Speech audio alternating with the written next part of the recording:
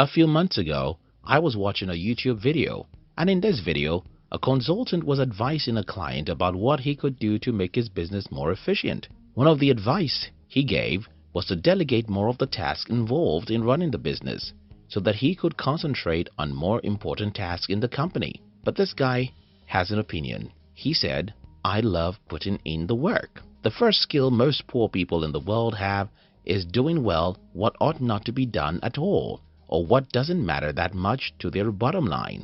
Let me explain this. In my country, many young people spend several hours watching football, and after or before each match, it's usually a practice to see these young people furiously arguing about different players, matches, and outcomes. What often surprises me is how deep the knowledge of these young people are about their favorite sport. Some of them are so deep in their studies of the sport that they can tell you about the sporting events that happened before they were born. You will argue with me that such deep knowledge is useful if they want to be sports analysts. But sorry, they have no direction as for anything specific they want to become. They just have passion for sport, and that drives them to become sports historians. Well, that's a useless skill. Spending hours upon hours to become a professor in another man's business is doing well in what you shouldn't do at all. And there are so many other examples out there. What is the best use of your time? You have to know that, or else you'll be doing well what you shouldn't do at all. What are you living for? You better know what you're living for, or else you'll be doing very well what you shouldn't be doing in the first place. I have met people who can narrate movies from the beginning to the end as though they were the directors of the movies. Don't get it twisted. It takes a lot of effort and mastery for anyone to be as good as that, but it's useless. While watching movies isn't a bad thing, attaining mastery in the art of movie narration is like doing well in what ought not to be done at all. Certain people wash their cars very well and do their lawn excellently just to save a few dollars. Why have pride in doing well in what you shouldn't be doing in the first place? Generally, as a human being, you have to ask yourself, what am I living for? What are my dreams and aspirations? Make a list of 3 big and important things you'll like to achieve with your life, and with this clarity, structure your life to avoid anything else that doesn't seem to be leading you to your dreams. Don't do well what you ought not to do at all, and you'll have fast progress through life. Doing something well is a skill, but why do well what you ought not to do at all? Negative sensitivity. When I was growing up, I loved telling people what I learned to do.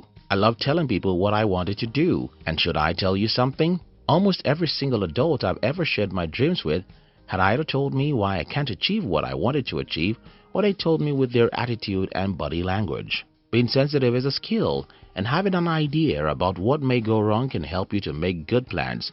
But when your default attitude towards a new idea is to see why it will never work, then nothing in the world can help you. Most adults in our world today have a great skill to know why something cannot work. The problem with this habit is that your mind cannot see 2 things at the same time. When you decide to see how certain ideas will never work, then everything you'll see will be the facts and researches that support your belief system. The opposite is also true.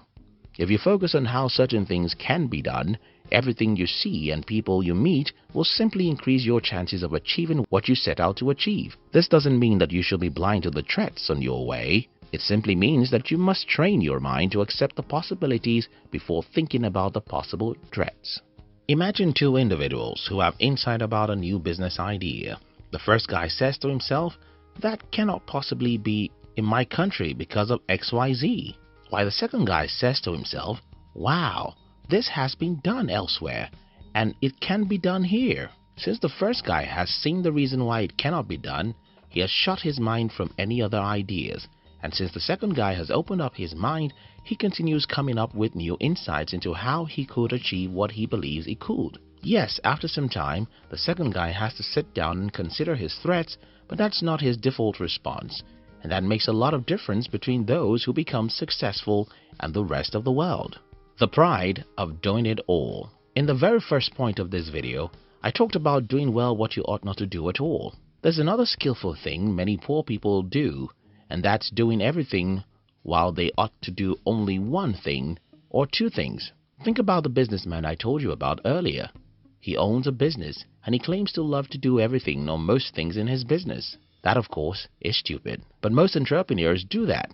In fact, according to a study, Out of about 33 million businesses in the United States, a whopping 22 million of them are businesses run by a single individual. That's having pride in doing it all. Think about this video. Most people who watch our channel think that our videos are made by a single individual, but that's not correct. If this channel was being run by a single person, we'll probably still be at 20,000 subscribers instead of what we are today. The truth of the matter is that this video got to the hands of 6 people before you can view it in our channel. Yes, 6 different people have to work on this video to make it what you're watching now. But why is that so? Well, I'm terrible at many things. For example, I don't speak good English. I never edited a single video in my life, and I hate to even proofread my writings. The only single thing I love to do is write, and that's the only thing I do for this channel. I write based on my experience and knowledge as an entrepreneur. Let other people do what they know how to do better than me. After writing the script for this video, I'll simply send it to one of our teammates who proofreads it. From there, the script of this video will be sent to the voiceover artist, and from there, someone else has to review the voice, then someone else does the animation, another person reviews the final video, uploads it and sets the data, while another person has to design the thumbnail. I mean, about 6 individuals have to work on this video before it can be what you're watching. And that's probably the reason why millions of people watch our ideas. If I were to be the one doing all these tasks, I'll not only burn myself out, I'll do terrible jobs. I mean, I'm going to speak bad English because English isn't my primary language. I'm going to do bad animation because that's not my area of strength. Now, you get my point. Most poor people have pride in doing everything.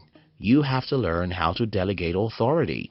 This way, you can get people to do what they love to do while you focus on what you are skilled at. By having different people on board who do what they know how to do, you'll create something wonderful and you'll be successful faster than most people. Some people would say, but I don't have resources. Well, I didn't have resources to build a team.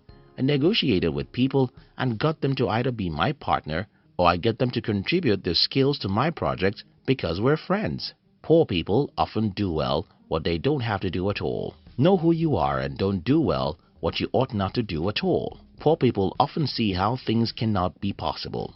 Don't allow your mind to see how things cannot be possible. First, seek to see the positive side of the coin. Poor people often love to do everything by themselves. Delegate authority. Build a team and get people to do what they know how to do best, while you focus on what you are only skilled at. Do you like this video? Then you might like our new channel about money and entrepreneurship. We call it Money TV. Look at the description box to join the Money TV. We love you.